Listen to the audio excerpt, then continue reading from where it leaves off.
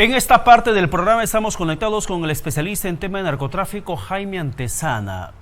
Hay temas muy importantes que conversar respecto a lo que significa la política contra el narcotráfico de cada gobierno o del Estado en particular, indistintamente el nombre de la persona que se encuentra al frente del país. Reitero, no solamente es hablar sobre lo que significa agua y desagüe, lo que significa alumbrado público, parques, lo que son pistas. Hay temas o hay sectores que tienen que ser abordados para poder complementar el desarrollo de nuestro país. El narcotráfico, por ejemplo, termina siendo un caldo de cultivo o encontrando un caldo de cultivo en la pobreza.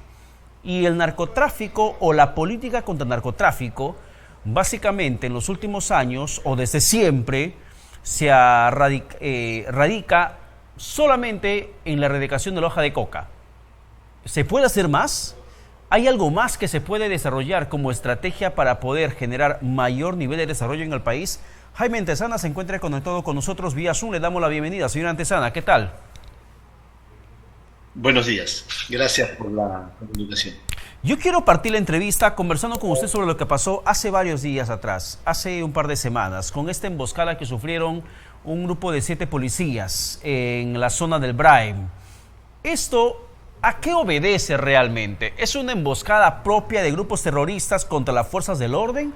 ¿O usted encontró algo más allá que no se está viendo? Sí, yo creo que hay una narrativa dominante, ¿no? Hegemónica, que le indica a la gente y le hace pensar de que lo que hay en el BRAE es terrorismo, es la continuación del Sendero Luminoso de los años 80, ¿no? Y por lo tanto, entonces la gente cree que es terrorismo. Eso es para millones de peruanos y de gente que estaba en estos momentos en San Juan del Urigancho o conectados a esta entrevista, sigue creyendo lo mismo, son terroristas. Bueno, yo soy, digamos, la única voz discordante de de la monotonía y de los monocordes, ¿no? Y digo lo que realmente es esta organización que está operando desde hace muchos años en el BRAE. Lo que yo sostengo es que hasta el 14 de julio del año 99, esto era un residuo del senderismo, ¿no? De una de las corrientes del senderismo, la corriente liderada por Feliciano. El sendero se dividió en octubre del año 93 y Feliciano lideró una corriente del senderismo. La otra estuvo liderada por Abimael Guzmán y el Acuerdo de Paz, ¿no? Si la gente se acuerda un poco, por lo menos hasta ahí la tiene clara, ¿no? Todo el mundo vio a Abimael Guzmán leyendo unas cartas dirigidas a Alberto Fujimori, al presidente, solicitando conversaciones para un acuerdo de paz en el año 93, ¿no? El sendero se divide a raíz de esto, ¿no? Y hay una corriente que se llama Proseguir, aunque la jerga senderista tiene otro nombre, pero no vamos a complicarle la vida a la gente, liderada por Feliciano. Pues bien, los hermanos Quispe Palomino, que no eran nada, hasta antes de la captura de Feliciano, que fue el 14 de julio del 99, estaban ahí, en esa corriente. También Artemio del Alto Guayaga, ¿no? Por poner dos ejemplos. Muy bien. Feliciano fue capturado el 14 de julio del año 99 y los hermanos Palomino, por lo menos 2 de los hermanos, contribuyeron a esta captura. Colaboraron, echaron a su jefe, ¿no? Y obviamente eso no tenía que ver con diferencias políticas ni ideológicas. Lo que estaba en juego era otras cosas ahí. Y efectivamente eso es lo que ha pasado. Después de Feliciano, de su captura, toma la batuta, ¿no? Víctor Quispe Palomino, alias José, ¿no? Muchos antes lo asociaban a Lipio, no era así, era famoso José, el que toma la batuta y lo lleva a este residuo por otro camino, un camino totalmente autónomo, no tenía ninguna relación con el senderismo, ya dejaron de tener. Por eso yo digo, ahí se acabó y llegó a su fin. Además, por los cambios que va a experimentar este pequeño grupo, estos elementos residuales que estaban ahí, ¿no? Empiezan a cobrar cupos a los madereros, empiezan a cobrar cupos a las empresas, ¿no? Sendero nunca cobró cupos, primero, ¿no? Habría que decirle a la gente, Sendero no cobraba cupo. Sendero lo que hacía era, saboteaba, aniquilaba, ¿no? Sabotear significa destruir y aniquilar significa matar, ¿no es cierto? ¿Y cómo se financiaba? Sendero no cobraba cupos. ¿Y cómo se financiaba Sendero Luminoso en ese entonces? No, es que estamos hablando que es el presidente de Sendero. Sendero estaba dividido, acaba Feliciano y estamos hablando ya de esto, lo que queda en el BRAE. ¿Entiendes? Empieza a cobrar cupos a los madereros, cupos a las empresas, no hace masacres, no hace asesinatos de la gente, ¿no? De las grandes empresas, ¿sabes? Estamos hablando Camisea, estamos hablando de algunas empresas como Doberran que estuvieron en el área, o de Enel, que estuvieron también muy cerca del BRAE. O sea, ellos ya no sabotean, ya no asesinan, ¿entiendes? O sea, cobran cupos. Por eso yo en ese tiempo lo llamé como no tenía otra forma de tipificarlo, le llamé un senderismo farcarizado. Pero no era eso. La dinámica de esta pequeña estructura de la mano de Víctor Quispe Palomino, alias José, es que lo llevó a cobrar cupo a los mochileros. Tuvieron coca, cultivos de coca, grandes hectáreas, no pequeñas cosas, pozas de maceración, ¿no? Donde se producía pasta básica de cocaína, ¿no? Manejado por la gente misma de José, bajo las órdenes de José y Raúl, los dos hermanos que realmente dominaron este grupo. Ahora solamente está José. Y en Bidón, donde ellos estaban en Biscatán, desde el año 2002, instalaron 3 laboratorios de refinamiento de cocaína, de clorida de cocaína, ¿no? Uno de una firma colombiana, otro de una firma brasileña y otro de un familiar de los hermanos Quispe Palomino. Entonces, en estos 3 laboratorios de refinamiento de cocaína, ¿no? Ya no estamos hablando de pasta, sino de cocaína. Trabajaban todos los muchachos, daban seguridad, jugaban pelota con los colombianos, jugaban pelota con los brasileños, intercambiaban armas. ¿De qué estamos hablando? ¿Ese es Sendero Luminoso? No, pues, ese ya no es senderismo, pues, ¿no? O sea, eso ya es crimen organizado, esa es una firma del narcotráfico, ¿no? Se transformó en otra cosa. Por eso entonces, cuando vemos los primeros ataques, el año 2005, en diciembre, y diciembre de 2006, ya no son emboscadas senderistas, son narcoemboscadas. ¿Por qué, además? No solo porque es una organización ya del narcotráfico, sino porque no lo hacen por conquista del poder, por razones ideológicas o políticas, sino lo hacen porque estos policías se quedan con la merca, o sea, con la droga, y le arranchan a los mochileros, a los traqueteritos, a los narquillos, le arranchan su merca, su droga, o les cobran cupos en exceso. Y a las señoras que mueven su coca para el BRAE o a los acopiadores de coca, les quitan su coca, ¿no? Les quitan, no ni siquiera les piden un cupo, no, le quitan su coca. Entonces esta gente, estos narcos y estos contrabandistas de la OG Coca, lo que hacen es comunican a José, a Víctor Quispe Palomino, a través de uno de sus mochileros, y José le prepara una emboscada, ¿entiendes? Y se lo saca del camino, todas las emboscadas a unidades policiales, efectivos policiales per se, es decir, 1 o 2, ¿no? Y a una comisaría en el año 2007, la de Ocobamba, en el 1 de noviembre, todos fueron por droga. La gente no ve esto, ¿por qué? Porque la prensa habla de ataque terrorista, Sendero atacó, no le interesa qué estuvo, qué motivó, qué provocó el ataque, no le interesa, y tenías razón al preguntarme, lo que la gente no ve. Efectivamente, el investigador está para eso, para decirle que todos estos ataques eran por droga, no eran porque ellos querían conquistar el poder, que ellos están destruyendo el Estado peruano. Mentiras, no hay ni una destrucción del Estado peruano en el BRAE. Lo que quería Sendero en los años 80, desde 1980 hasta el 92, ¿no? Cuando Guzmán estuvo todavía sin ser capturado, era la conquista del poder, era la destrucción del Estado, que ellos llamaban Estado semicolonial, ¿no? Semifeudal. Eso es lo que ellos querían, destruir el Estado, socavar la presencia del Estado. Entonces, por eso asesinaban policías, asesinaban militares, masacraban población civil, aniquilaban a autoridades, alcaldes, jueces, gobernador, teniente gobernador, ahora se llama subprefecto, o prefectos, ¿no? Ellos querían destruir la presencia, las bases del Estado peruano. Pero hoy no quieren destruir absolutamente nada, ¿entiendes? Solamente a los policías, a los malos policías, dentro del sistema del tráfico de drogas. Entonces esto es narcoemboscada, a todas luces, desde la perspectiva de lo que son ellos y desde el móvil por la cual atacan a las unidades policiales, es por droga, ¿entiendes? Lo que ocurrió ahí el sábado 11 de febrero en la actividad es eso, estos policías que estaban chequeadazos, los tenían reglados siquiera 2 o 3 días como mínimo, ¿no? Y sabían que iban a ir a esa hora, y por eso es que cuando se desplazaban por un lugar de natividad es que los emboscan. No hay otra Entonces, razón.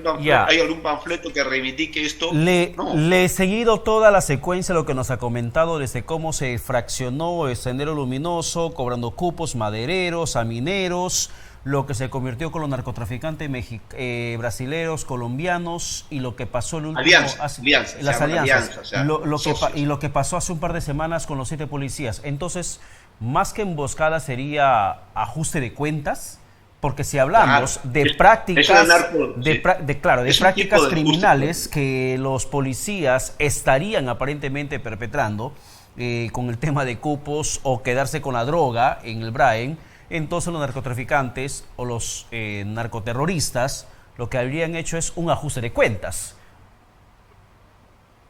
Bueno, no uso la palabra narcoterrorismo, te habrás dado cuenta que yo no uso narcoterrorismo. Sí. No. O es narcotráfico o es terrorismo. Yo no estoy con conceptos mixtos, compuestos. No. Pero se acuñó muchísimo el concepto de narcoterrorismo. O es terrorismo. Ya. ¿No? En este caso, los asesinos de los policías lo que hicieron es ajuste de cuentas. Hicieron una narcoemboscada, porque es una emboscada lo que han hecho.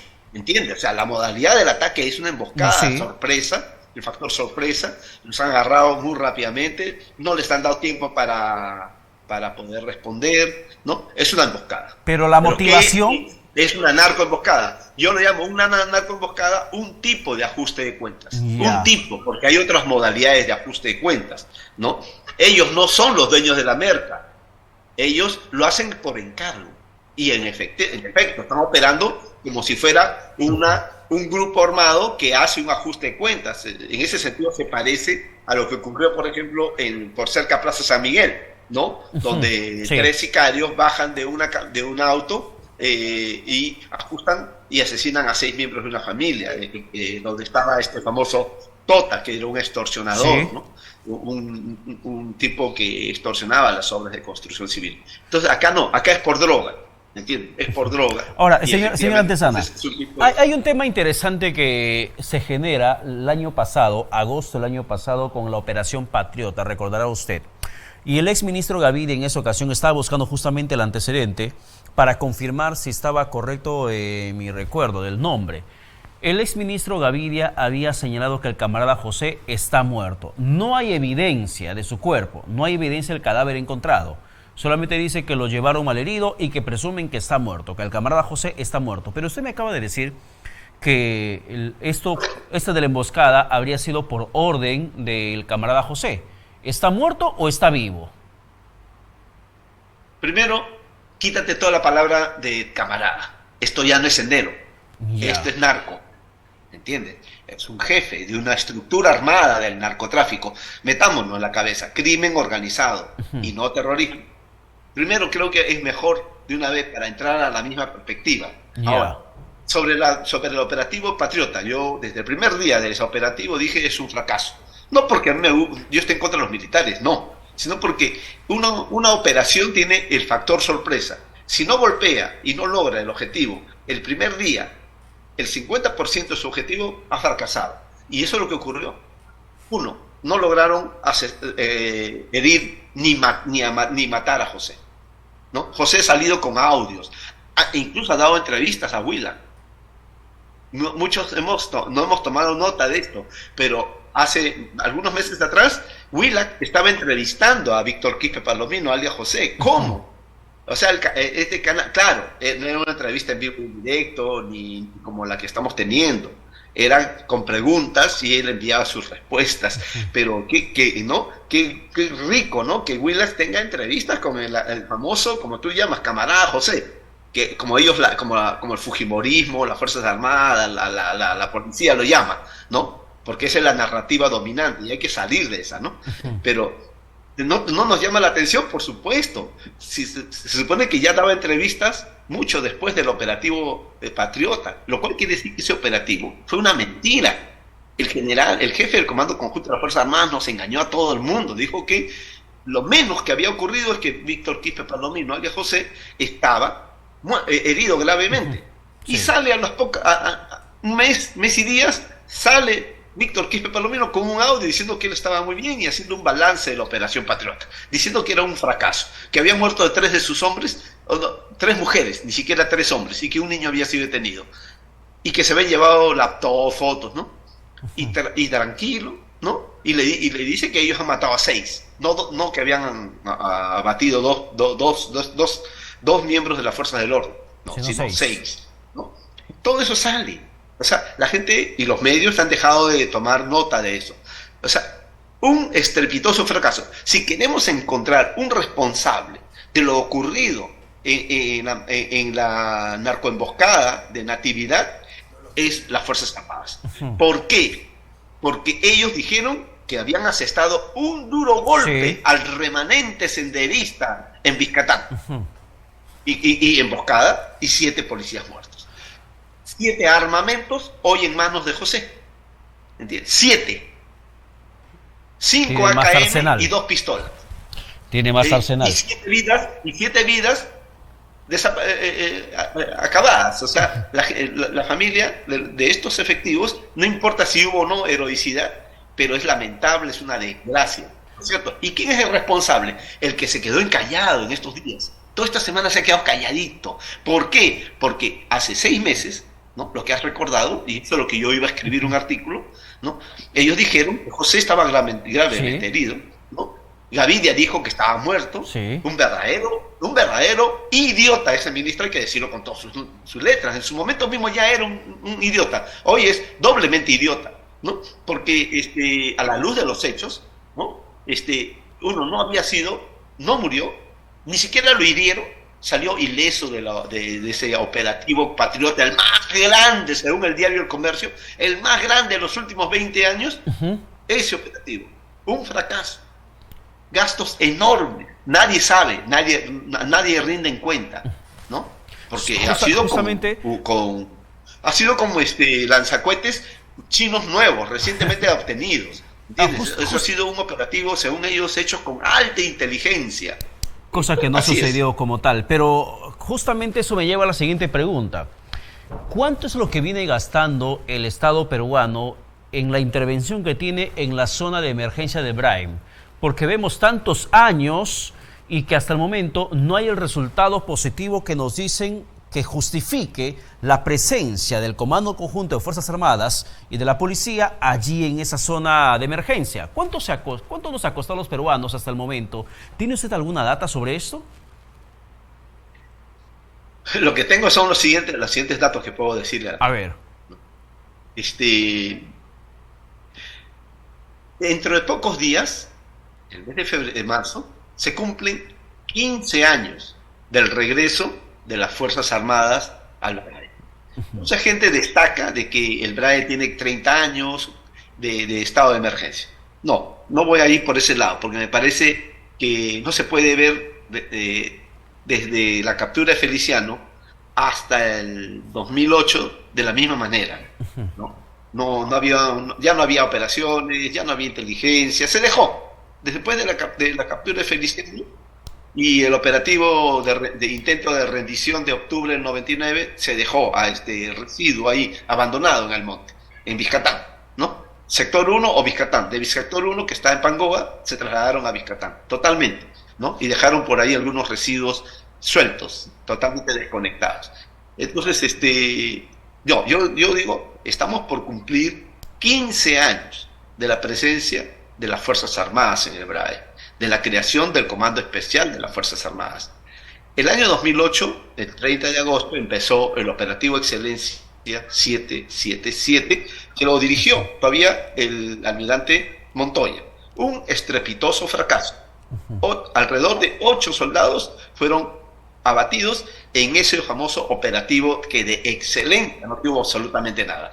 Desde ahí, incluso desde octubre del 99, podemos decir, todas las operaciones militares han sido derrotadas. Todas, sin excepción. El operativo Biscatán 1, Biscatán 2, el operativo Libertad del año 2012, ¿no? Hasta llegar al operativo Patriota. Totalmente. ¿Por qué? Porque ellos privilegian la vía aérea. Como que no quisieran acabar con esta organización. Saben perfectamente que cuando ellos van con helicóptero hasta Biscatán, José ya los escuchó 15 a 12 minutos antes. Y puede salir fuera del área, de 2 kilómetros fuera del área, en ese lapso, en los 12 a 10 minutos que tiene. O sea, está garantizado, absolutamente asegurado que va a ser un fracaso, pero ellos insisten en realizar ese tipo de operaciones que implican un enorme gasto. ¿Cuánto en promedio ha tenido las Fuerzas Armadas del BRAE? 800 millones de dólares, en promedio anuales. Pero ha habido años en que ha tenido 1.200 millones, 1.000 millones de presupuesto. O sea, si solamente consideráramos 800 millones por año y lo multiplicáramos por 15, bueno, eso es. Pero ha habido renovación de armamento, hay rancho frío para las operaciones, hay bonos, ¿no? Sobre todo los bonos. Entonces, esto es un gasto descomunal. Ningún medio grande quiere tocar, porque obviamente las Fuerzas Armadas son intocables en este país, ¿no? Es un poder fáctico, nadie lo toca, ¿no? Y obviamente por ahí hay gente que está haciendo hasta publicaciones sobre los gastos que se han hecho, y realmente es descomunal lo que se ha gastado. Y hasta ahora van a cumplirse 15 años y Víctor Quispe Palomino y sus huestes, ¿no? y su estructura armada pueden buscar a 8 policías, dar de baja 7, ¿no? Como si nada. Y vuelven a Biscatán, tanto Carlos, Mendoza, Antonio, que son los que, según tengo conocimiento, que estuvieron ahí. Y les proporcionó la información. ¿Cómo sabían que estos efectivos de la DINOES iban a pasar por ahí? ¿Quién les pasó la voz? Claro, lo arreglaron. Puede decir, no, lo han arreglado. Así, tan fácil. O sea, llegan, están 2-3 días y saben que van a pasar por ahí a las 8:45, digamos, alrededor de 8:45 de la mañana, ¿no? O 9:45. Así, y entran en actividad a pocos kilómetros donde está la sede del Comando Especial de las Fuerzas Armadas, a pocos kilómetros donde está el Frente Policial BRAE, o sea, donde está el corazón de las Fuerzas Armadas y de la Policía Nacional en el BRAE. Ahí los atacan. Hace muchos años que no hay una emboscada dentro de Pichani, que es el distrito donde se ubica el Comando Especial de las Fuerzas Armadas. Y estas cifras... Y les hacen ahí, justamente, y por eso se quedan callados, porque saben que hay periodistas como tú que tienen algo de memoria y se acuerdan del operativo Patriota, que ellos quisieran que quede totalmente enterrado, porque además se proclamaron héroes. Sí, ahora, señor Antesana, para terminar, que el tiempo nos ha ganado, brevemente, ya nos ha dado la cifra que, según multiplicando, son 12.000 millones de dólares, nos dijo, ¿verdad? Al año. No, Sol, estoy hablando de Sol. Ya, no son en total en los 15 años 12.000 millones de soles en promedio. 12.000 millones de soles. 12.000 millones de soles va costando a nosotros los peruanos. Eso es en plata. Eso es lo que una primera aproximación. Una proyección, claro. Eso en plata.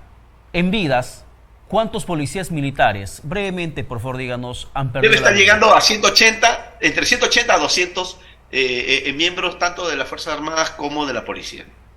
¿Desde hace 15 años? Sí, solamente contando desde el año 2001. Desde 2001, o sea, de la era José, ¿ya? De la era del clan de los hermanos Quispe Palomino. Yo lo llamo clan, organización armada o grupo armado del clan Quispe Palomino, porque es un clan de la droga. Por eso es que lo llamo. No lo llamo clan porque sean solamente hermanos, sino porque son narcos. Ya. Aproximadamente 200 agentes muertos. ¿Y cuántos cabecillas de esta organización criminal capturados? No pasan de 15. O sea, estamos al leve. No, estamos un saldo negativo. Más en la en plata todo, y las en todo, vidas, en bajas, las vidas en bajas, de militares. en capturas, claro. en todo estamos. Estamos mal en la política. Bien, señor Antezana, gracias por esa información, ese dato, ese recuento que nos ha hecho respecto a lo que estaría pasando dentro del Brain. Que tenga buen domingo. Muchas gracias. Muy interesante la conversación que sostuvimos con Jaime Antezana, experto en tema de narcotráfico. Nos vamos a la pausa, pero ya saben, como cada domingo, luego de Política y Poder, viene Presente y Futuro con Johan Ramírez. Que tenga buen domingo.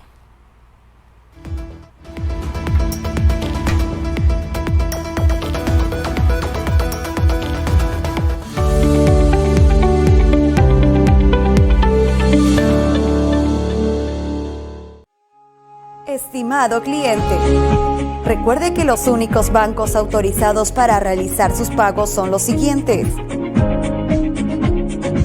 BCP, con el código 18190. BBVA, con el código 4160. O vía banca por internet, como entidad BES Cable Perú SAC. BES Cable, para todos. En BES Cable, el fútbol es para todos. Disfruta de Liga 1 y Liga 1 Max ahora en tu programación. Afíliate llamando al 640-9380 y vive la emoción de un campeonato espectacular. BES Cable, para todos.